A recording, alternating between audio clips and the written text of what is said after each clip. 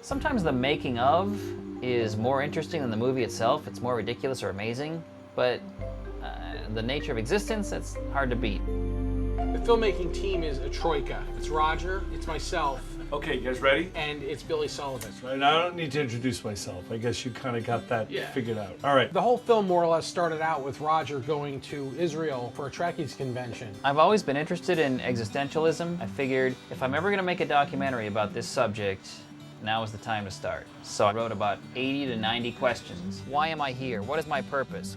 What's the point? And my first guinea pig was Billy Sullivan. And I knew when he was asking me these questions, he was questioning his own faith, whether he had any or not. But I realized that talking to Roger about God was like touching an abscessed tooth. Asking questions is painful, especially if you don't have the answer and you don't want to admit it. When I got to Israel, they put me on stage. I used that opportunity to say, okay, I'm starting my new documentary today. Help me find a rabbi. And they did. This is our house in the Har Nof section of Jerusalem. And that was the first interview for the documentary. After Israel, over a period of 4 years, I took countless trips. I would work a little bit, save some money, then grab my camera and go on the road until I had enough for a movie. I actually have more than enough. I've got way too much footage. I've got 450 some hours of footage, approaching 500 hours. Making a film like this, it requires you to cast a huge net, to talk to a lot of people. 10 or 15 years ago, it would have been almost impossible to shoot that much footage on film. It would have been astronomically expensive.